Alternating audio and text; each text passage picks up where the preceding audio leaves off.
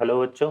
इस प्रश्न में हमें दिया हुआ है एक समांतर श्रेणी के चौथे और 16वें पदों का योगफल 8 है और इस श्रेणी के 19 पदों का योगफल ज्ञात कीजिए। ठीक है बच्चों, तो यहाँ पे देखिए हमें क्या दिया हुआ है बच्चों, एक समांतर श्रेणी के चौथे और 16वें पद का योगफल कितना दे रखा है 8। तो यहाँ पर हम बात करें एक समांतर श्रेणी की, तो समांतर श्रेणी हमारे पास होती है, किस तरह से होती है समांतर श्रेणी, वो डिफाइन होती है तरह से A plus D, A plus two D, A plus three D, comma dot dot dot, इस तरह से समांतर श्रेणी परिभाषित होती है। ए जो है वो हमारा क्या है यहाँ पे प्रथम पद, और डी जो है वो क्या है सारवंत। ठीक है, अब हम प्रश्न पर चलते हैं। तो प्रश्न पे में हमें क्या दिया हुआ है यहाँ पर कि एक समांतर श्रेणी के क्या दिया हुआ है चौथे और 16वें पद का योग। तो देखो यहाँ पे जो चौथा पद होगा, है ना, चौथा पद अगर मैं बात करूं समांतर श्रेणी का चौथा पद, उसको हम A4 से निरूपित करें तो ये आ जाएगा A प्लस थ्री डी के बराबर। ठीक है, और 16वां पद, एक हमें कौन सा लेना है 16वां पद, तो जो 16वां पद होगा वो क्या आ जाएगा A16, वो किसके बराबर आ जाएगा A प्लस 15D के बराबर।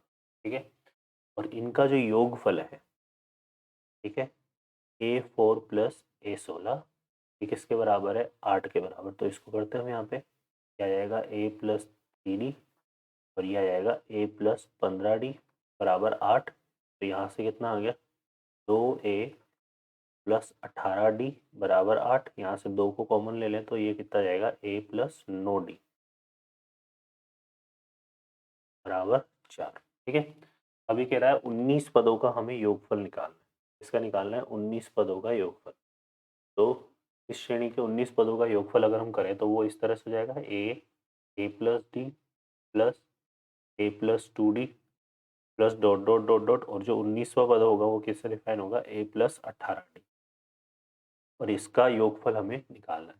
तो यहाँ पे देखो ए कितनी बार आएगा 19 बार, तो यहाँ पे आ गया 19 है, और डी को अगर हम कॉमन ले लें तो ये आ जाएगा 1 plus 2 plus 3 plus dot dot dot कहाँ तक 18 तक।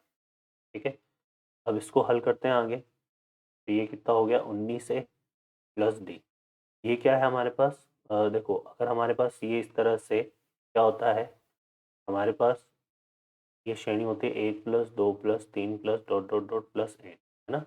तो प्राकृत संख्या एन प्राकृत संख्याओं का जो योगफल होता है वो कैसे परिभाषित होता है N into N plus one बटे दो से। तो उसी को हम यहाँ पे काम में लेंगे। ठीक है, तो यहाँ से हमारे पास ये किसके बराबर आ जाएगा, ये बराबर आ जाएगा हमारे पास दो, यहाँ पे एन की जगह कितना है 18, तो 18 इंटू 18 प्लस एक बटे दो। ठीक है, अब देखो 18 और एक कितना हो गया 19, 19 यहाँ पर भी है तो 19 को तो हम ले लेते हैं कॉमन, तो ये बनेगा ए, और 18 बटे दो कितना हो जाएगा 9, तो यहाँ पे आ जाएगा ए प्लस 9।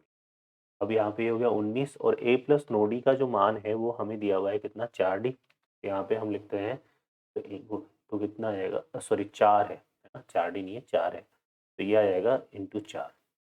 ठीक है, और इसको हम सॉल्व करते हैं तो ये आ जाएगा 76 के बराबर। तो यहाँ पे 19 इंटू 4 कितना हो गया 76, तो ये हमारे पास जो है क्या हो जाएगा बच्चों, प्रथम 19 पदों का योगफल हो जाएगा। ठीक है, आशा करता हूँ बच्चों आपको ये हल समझ में आया होगा। Best of luck, thank you.